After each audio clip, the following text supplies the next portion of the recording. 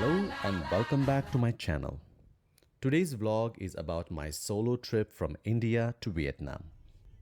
An online application and boom, the visa arrived within 72 hours. There aren't any direct flights from Goa to Ho Chi Minh City.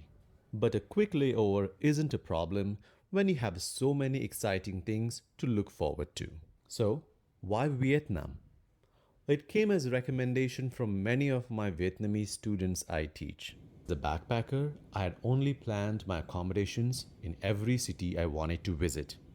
Other than that, I did not plan anything. I did download an app called Grab, and that came in so handy for local transportation within the cities in Vietnam. But if this is your first time traveling on a solo international trip, they can be quite intimidating as well. Upon my landing in Vietnam, one of the first things I needed to do was get some Vietnamese money. That was my mistake number one. Do not exchange any money at the Ho Chi Minh airport. The agents will literally rip you off. Instead, use the ATM outside the airport to withdraw some cash. I got a terrible rate for my money at Ho Chi Minh airport. What can you do? Learn from the mistakes. Then I used the app Grab to book a taxi that dropped me directly off at my hotel, Duke Wong. I was early by a few hours, but the receptionists were quite welcoming and friendly. They checked me in right away and got my room ready. The location of this hotel is perfect for the first-time travelers. After a quick shower, my first stop was any restaurant to try the famous Vietnamese bun. However, what I was most excited for was the apartment cafe. A quick 15 minutes walk from the hotel, and there I was standing in front of this famous apartment cafe. This building is like a department store, except it is much nicer and cooler. You can go to the very top of the cafe building by paying 3,000 Vietnamese dong. But I chose to rather spend my time in the department store exploring the souvenirs, books, and Doraemon collection. A must visit in my opinion. This bookstore is literally a heaven for those who love Japanese animation. And I was amazed to see how popular Doraemon was in Vietnam. They had an entire collection set out for Doraemon fans, and the pricing wasn't too shabby at all. So if you are into Japanese animation, this is the place you cannot afford to miss in Ho Chi Minh City. Here's an interesting fact for you about Vietnam. The ice creams in Vietnam are much more expensive than the meals in Vietnam. As I was navigating my way back to the hotel, the streets by my hotel had totally transformed in the evening. With bars, pubs, night music, and neon lights, the night had come alive. There were just positive vibes in the air to set you up in the good mood. But with a quick 4 meal at a restaurant, I called it a night to take some rest and rejuvenate from the long flight. I had an early start to day 2 in Ho Chi Minh.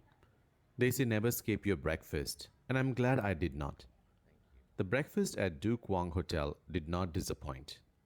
Today, the plan was simple. Shop till you drop. This local's favorite market is not to be missed if you love bargaining for quality product at affordable price. Remember these 3 magical words: bargain, bargain, and bargain. Guess what caught my eye after 3 hours of shopping? Food. With several local stalls, it is hard to not give this food court a try. Can't remember what I ordered, but it was delicious. Vietnam is known for its seafood and meats, so finding vegan, vegetarian, and halal options can be a bit tricky. Time does fly by when you wander around, and I needed to call it a night with a local meal, as I needed to pack my bag for the next destination. The next morning, I was so glad to have arrived at Ho Chi Minh Airport 3 hours before my flight. I was flying to Da Nang. It was a total chaos to check in at the airport. The airport itself was quite boring, and my flight was delayed by an hour.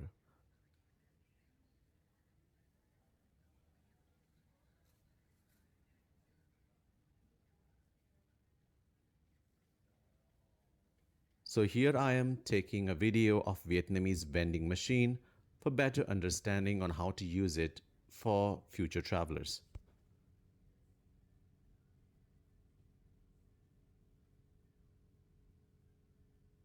Da Nang. You can tell you are in Da Nang when you arrive at its international airport. This city is known for its expats.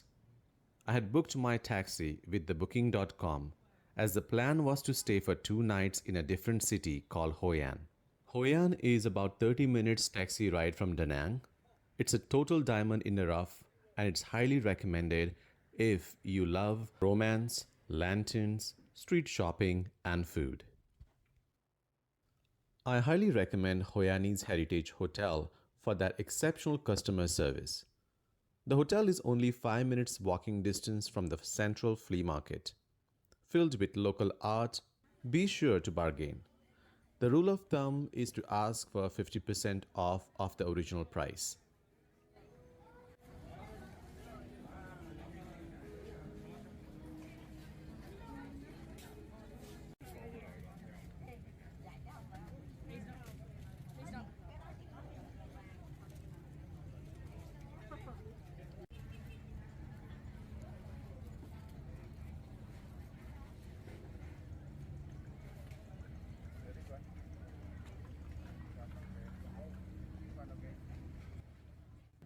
Hoi An is also famous for its lantern boats.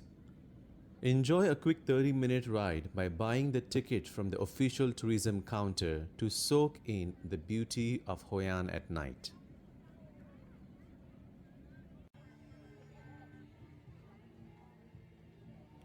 And that was an end to my day 3 with some food in my belly. I woke up early the next day to join a free city walking tour organized by my hotel. The tour guide was a local historian who was not only knowledgeable but also quite entertaining. Did you know Tran Pho Street in Hoi An was named as one of the most beautiful streets in the world? On this tour, we visited many historical sites like Japanese Bridge and Japanese Museum of Arts. Vietnam and Japan share cultural ties deeply rooted in their history. After a quick afternoon break from the scorching heat, I decided to book a bike to the hidden beach. Ocean is my happy place. This beach is a lesser known of the 2 beaches in Hoi An. The water is warm and calm, perfect for a refreshing swim at sunset.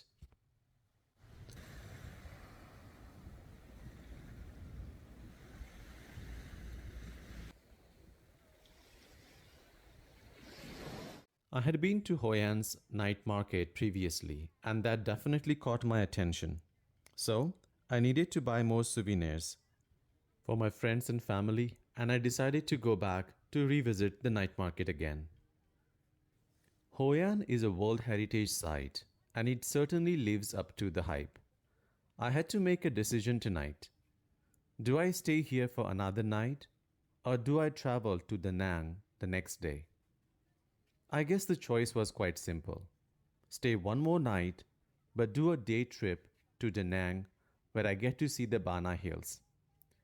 The whole point of seeing the Bana Hills was to visit the Golden Hand Bridge. So I finished my street shopping early and was off to bed for an early morning start.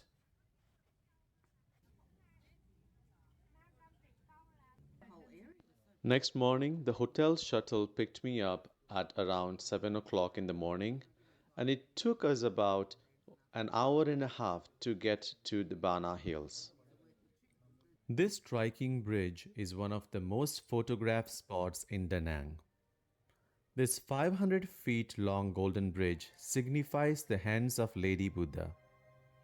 This spot is on a hilltop and is connected by a cable car station. You can enjoy breathtaking views of East Sea and Annamite Mountains through the cable car.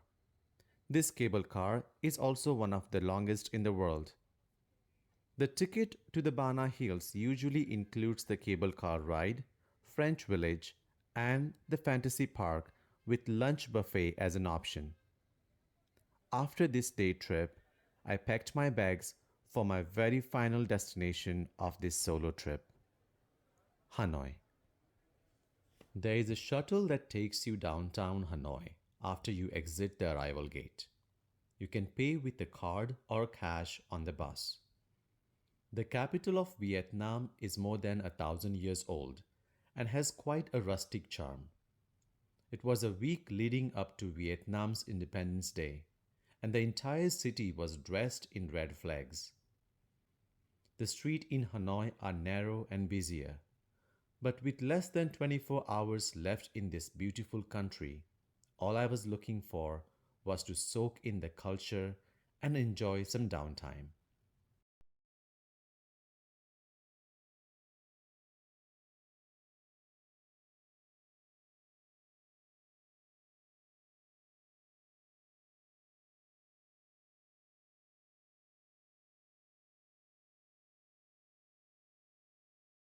The next morning, I decided to visit my final tourist spot, the world famous Vietnamese train street.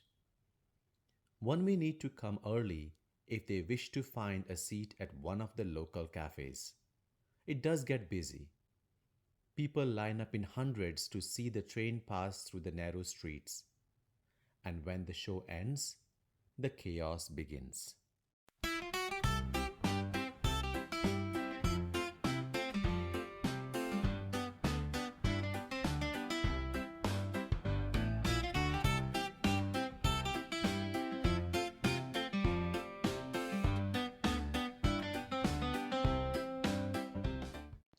Thank you, Vietnam, for warm hospitality and amazing memories on this solo trip. If you enjoyed this video, make sure you like and subscribe to my YouTube channel, My Travel on a Dime, right now.